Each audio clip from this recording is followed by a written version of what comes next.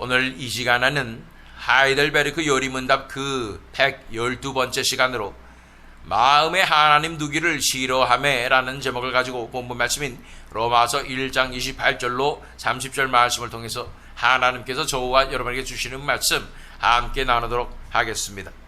우리는 하이델베르크 요리문답에서 10계명을 묵상하고 있습니다. 지난 시간까지 우리는 제8계명을 묵상하였습니다. 지난 시간에 살펴본 111문은 이 계명에서 하나님은 당신에게 무엇을 요구하십니까?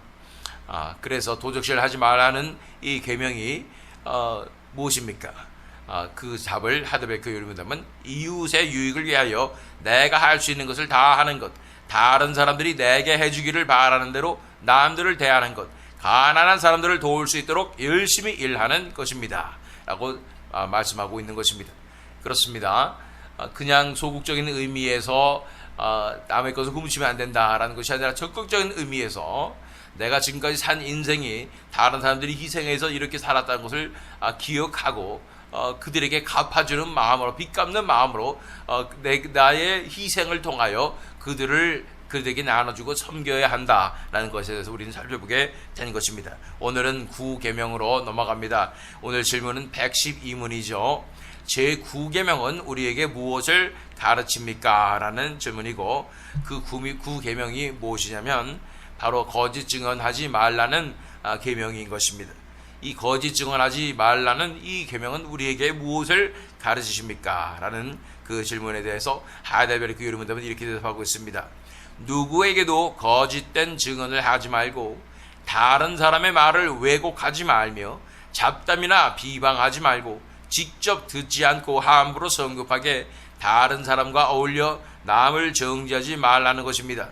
오히려 법정이나 어디서든지 거짓말이나 모든 위증을 거부해야 합니다. 그러한 일들은 악마가 사용하는 수단이며 하나님의 무서운 진노를 초래합니다. 오직 진리를 사랑하고 진실을 말하며 공개적으로 진실을 인정해야 합니다. 그리고 이웃의 명예를 보호하고 정진하기 위하여 내가 할 수 있는 최선을 다해야 합니다 라고 대답하고 있는 것입니다. 이것에 대해서 우리가 구체적으로 하나하나 살펴보길 원합니다. 제9계명은 이 거짓 증언하지 말라, 거짓 증거하지 말라 라는 말씀은 우리에게 무엇을 가르칩니까? 첫 번째, 누구에게도 거짓된 증언을 하지 말고 다른 사람의 말을 왜곡하지 말며 잡담이나 비방하지 말고 직접 듣지 않고 함부로 성급하게 다른 사람과 어울려 남을 정죄하지 말라는 것입니다. 거짓 증언을 하지 말라는 그 뜻이 무엇이냐면 첫 번째로 다른 사람들의 말을 왜곡하지 말라는 것입니다. 사실은요, 우리 인간들이 듣고 싶은 것만 듣는 경향이 있어요. 그래서 우리의 기억력은 믿을 만한 것이 못 됩니다. 우리가 듣고 싶은 것만 듣고 기억하기 때문인 것입니다. 이것을 기억력의 왜곡이라고 말하는 것입니다.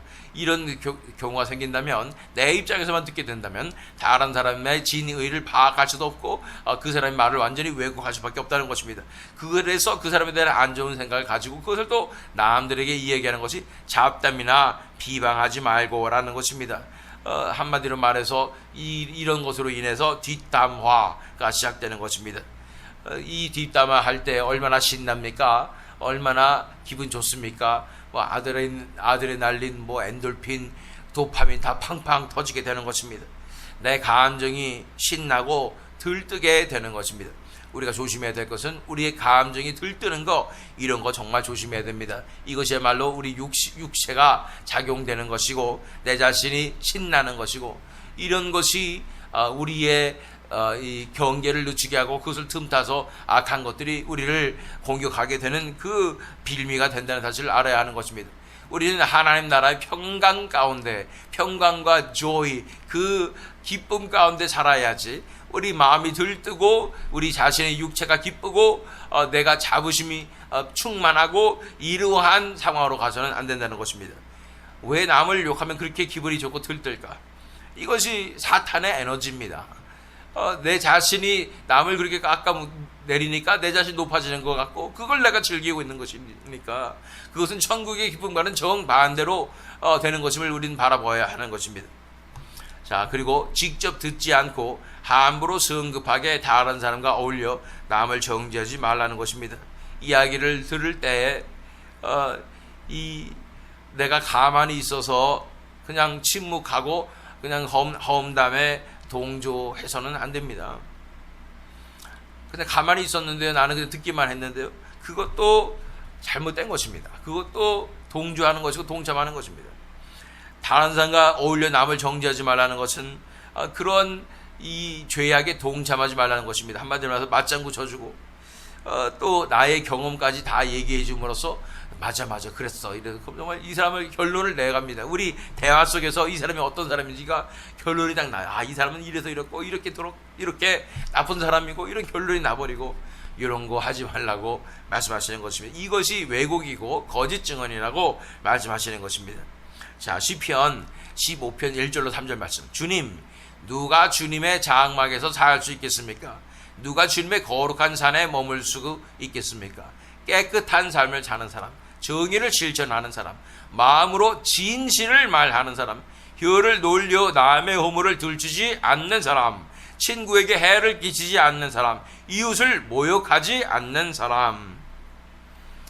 주님의 장막에서 살 수 있는 사람은, 하나님의 나라의 차원에서 살 수 있는 사람은, 하나님의 나라에 들어갈 수 있는 사람은 이렇게 말 가운데 이웃을 비방하거나 이 남의 허물을 들추거나 또 모욕하거나 해서는 안 된다고 말씀하는 것입니다.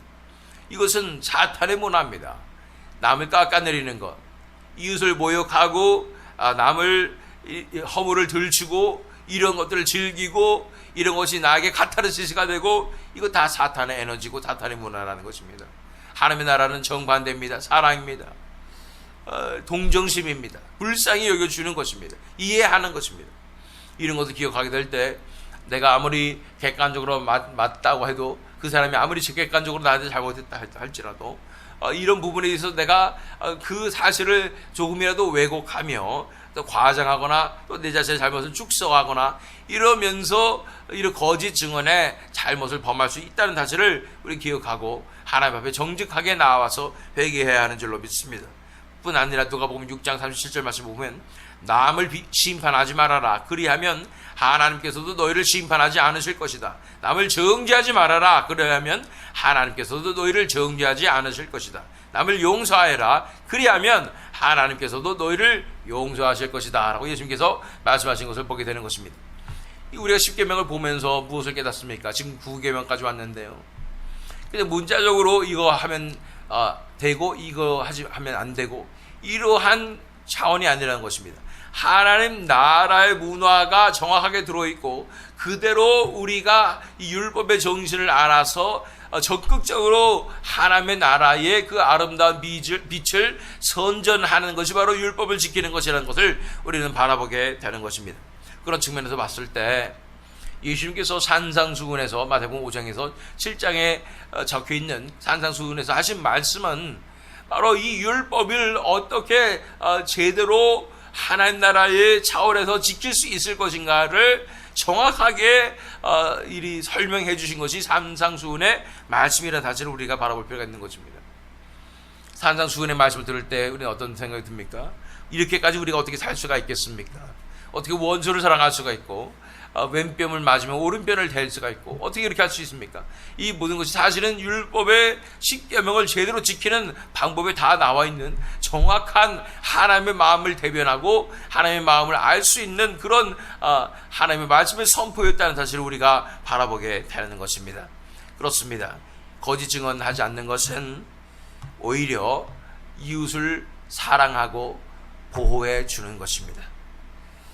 나보다 이웃을 더 사랑하고 내 자신을 사랑하듯이 이웃을 사랑해 주는 것이 바로 이 거짓 증언하지 않는 것의 계명에 속한 그 뜻이라는 것 사실을 알아야 하는 것입니다.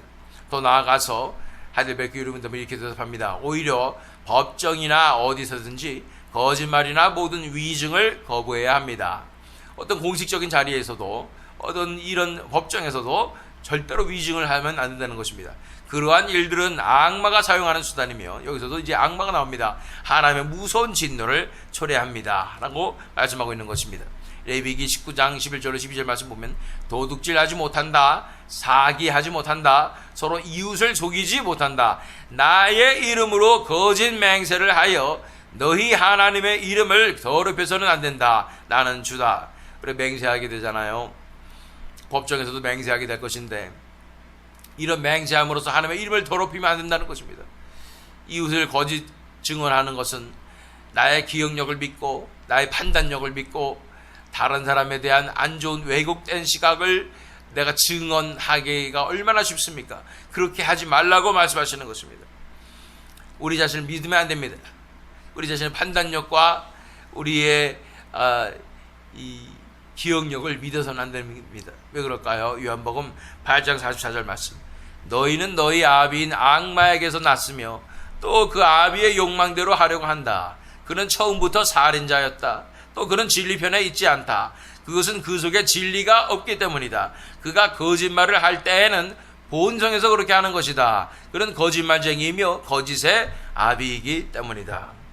우리는 아비 닮아서 아비의 욕망대로 하려고 그러는데 그것은 바로 거짓말이라는 것입니다. 거짓말이 입에 뱉고 내 자신을 보호하고 남들을 안 좋게 만들므로써 내 자신이 더 옳게 보이게 하는 것이 이 나의 속성이고, 이것이 내 속성인 줄 알았더니 악마의 속성, 마귀의 속성이었다. 이 사실을 우리가 인정해야 한다는 것입니다. 얼마나 위험한 것입니까? 그래서 절대 거짓 증언하지 말아라고 말씀하시는 것은 이 다른 사람들에 대해서 정죄하거나 다른 사람들에게 대해서 뒷담화하지 말라고 말씀하시는 것입니다. 그것이 가장 큰 죄라고 말씀하시는 것입니다. 오히려 법정이나 어디서든지 거짓말이나 모든 위증을 거부해야 합니다. 그러한 일들은 악마가 사용하는 수단이며 하나님의 무서운 진노를 초래합니다. 오직 진리를 사랑하고 진실을 말하며 공개적으로 진실을 인정해야 합니다. 우리 에베소서 4장 24절로 25절 말씀을 보면 하나님의 형상을 따라 참 의로움과 참 거룩함으로 지으심을 받은 새 사람을 입으십시오. 그러므로 여러분 거짓을 버리고 각각 자기 이웃과 더불어 참된 말을 하십시오. 우리는 서로 한 몸의 지체들입니다. 왜 우리가 거짓 증언하지 말아야 하는가? 보세요. 오직 진리를 사랑하고 진실을 말하며 공개적으로 진실을 인정해야 된다고 말씀하는 것입니다. 그저 양심의 가책 때문에 거짓말을 안 하는 것 정도가 아니라 우리가 적극적으로 진정으로 진리를 사랑하기 때문에 오직 진실과 진리만을 말하게 되어야 한다고 말씀하고 있는 것입니다. 정말로 진실만을 말하고 진리만을 말하는 것, 진리를 사모하며 의를 사모함으로 우리의 말 가운데 그렇게 진리가 선포되어야 한다고 말씀하고 있는 것입니다. 자, 마지막 부분 보면 그리고 이웃의 명예를 보호하고 증진하기 위하여 내가 할 수 있는 최선을 다해야 합니다 라고 말씀하고 있는 것입니다. 나의 가족, 나의 지체들, 그들의 명예를 보호해 줄 필요가 있다는 것입니다. 내 이웃을 내 몸과 같이 사랑한다는 것은 내가 내 명성을 보호하고 내 명예를 보호하고 싶은 만큼 그들의 명성과 명예를 지켜주고 보호해 주어야 한다고 말하고 있는 것입니다. 내 명예가 중요하다면 그들의 명예도 중요하다는 것입니다. 이렇게 세상에서 말하는 그 의리, 이런 것들을 지켜야 하는데 성경에서는 그것을 충성이나 신실함 이런 것으로 표현하겠죠. 이러한 내 지체들을 향한 그 의리, 그 충성심과 진실함을 우리가 지켜야 한다는 것입니다.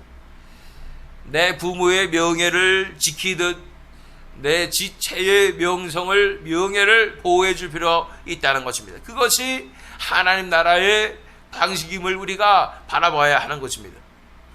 내 명예는 중요하니까 어떻게 해서든 무슨 수를 써든지 나를 보호해 주고 다른 사람의 명예쯤은 그가 잘못했으니까 죄인이니까 마땅히 그들의 명예는 짓밟혀도 되고 이렇게 생각하면 이중잣대로 보면 안 됩니다. 내 명예가 중요하다 생각하면 그들의 명예도 중요한 것입니다. 그것을 우리가 기억해야 한다는 것입니다. 베드로전서 3장 8절 9절 말씀 마지막으로 말합니다. 여러분은 모두 한 마음을 품으며 서로 동정하며 서로 사랑하며 자비로우며 겸손하십시오. 악을 악으로 갚거나 모욕을 모욕으로 갚지 말고 복을 빌어 주십시오. 여러분으로 하여금 복을 상속받게 하시려고 하나님께서 여러분을 부르셨습니다. 결코 그들을 못마땅하게 여기고 그들의 명예를 짓밟는 것이 아니라 서로 동정하며 사랑하며 자비로우며 겸손하고 모욕을 받을 때 모욕으로 갚지 말고 복을 빌어 주라고 말씀하여 주시는 것입니다. 자, 오늘 배운 제12문 제9계명은 우리에게 무엇을 가르치십니까? 거짓 증언하지 말라는 계명이었죠. 오히려 우리가 누구에게도 거짓된 증언을 하지 말고 다른 사람들의 말을 왜곡하지 말며 잡담이나 비방하지 말고 직접 듣지 않고 함부로 성급하게 다른 사람과 어울려 남을 정죄하지 말라는 것입니다. 오히려 법정이나 어디서든지 거짓말이나 모든 위증을 거부해야 합니다. 그런 일들은 악마가 사용하는 수단이며 하나님의 무선 진노를 초래합니다. 오직 진리를 사랑하고 진실을 말하며 공개적으로 진실을 인정해야 합니다. 그리고 이웃의 명예를 보호하고 증진하기 위하여 내가 할 수 있는 최선을 다해야 합니다. 이것에 대해서 우리 본문 말씀 통해서 더 자세히 살펴보기 원합니다. 로마서 1장 28절로 30절 말씀. 또한 그들이 마음에 하나님 두기를 싫어하며 하나님께서 그들을 그 상실한 마음대로 내버려 두사 합당하지 못한 일을 하게 하셨으니 곧 모든 불의, 추악, 탐욕, 악의가 가득한 자요 시기, 살인, 분쟁, 사기, 악독이 가득한 자요 수군수군하는 자요 비방하는 자요 하나님께서 미워하시는 자요 능력하는 자요 교만한 자요 자랑하는 자요 악을 도모하는 자요 부모를 거역하는 자요. 이걸 보면 하나님께서 싫어하시고 진노하시는 이 죄악들, 하나님 앞에 하나님을 마음에 두지 못하기 때문에 생기는 모든 이 죄악들을 바라보게 되면 다 이 다른 사람을 대할 때 우리가 어떻게 대하는가가 드러나는 것입니다. 여기 보면 대표적으로 수군수군하는 자요, 비방하는 자요, 그것도 하나님께서 미워하시는 겁니다. 능욕하는 자요, 다른 사람들을. 그래서 다른 사람 앞에서 교만한 자요, 자랑하는 자요, 악을 도모하는 자요, 부모를 거역하는 자요 라고 말씀하는 것입니다. 이 수군수군하는 것에 다 연결된 것이죠. 이 수군수군하는 것, 우리가 왜 수군수군하게 됩니까? 겉으로 볼 때는 우리 속해 있는 그 공동체의 결속력을 가지듯이 이렇게 다른 사람들이 뒷담화할 때 나도 거기 동조해 줘야 될 것 같은 그런 분위기 가운데 내가 있게 되는 것이지만 오히려 공동체의 결속력이 다져지는 것이 아니라 그것으로 인하여 결속력이 해쳐지게 되는 것을 기억해야 되는 것입니다. 한 사람을 따돌리고 한 사람을 지목하여서 그 사람을 희생양으로 삼아서 자기들의 스트레스를 해소하고 또 감정의 찌꺼기를 다 배설하는 이러한 상황이 되는 것은 하나님께서 가장 싫어하시는 상황이에요. 한 사람을 따돌리고 구박하고 뒤에서 미워하는 것, 이거는 하나님께서 제일 싫어하시는 죄악이고 하나님께서 소외당한 자들, 나그네들, 고아와 과부들을 케어하시는 분이 하나님이신데 이렇게 한 사람을 이렇게 괴롭히는 이 상황이 되는 것은 그 사람이 부르짖을 때 하나님께서 그 사람의 기도를 들으실 수밖에 없는 그런 상황이 된다고 성경에서 말하고 있는 것입니다. 정의가 이루어지지 않는 것입니다. 사탄의 문화이고 사탄의 에너지고 사탄의 방법이라는 사실을 알아야 됩니다. 하나님의 나라는 가장 연약한 자를 배려하고 챙기고 돌보는 것이 하나님의 나라의 문화이고 하나님의 마음인 것을 우리는 기억해야 하는 것입니다. 그러므로 우리는 정말로 이 수군수군하는 것과의 전쟁을 선포해야 되는 줄로 믿습니다. 결코 수군수군해서는 안 되는 것입니다. 우리가 사탄을 대적하듯이 이 수군수군하는 것을 대적해야 하는 것입니다. 그 안에서 이간질의 영이, 분열의 영이 활동합니다. 그래서 사실을 왜곡하게 만듭니다. 소문이, 루머가 퍼질 때 요만한 루머인데 점점 부풀려져서 말도 안 되는 그런 이야기들을 하게 되는 것을 보게 됩니다.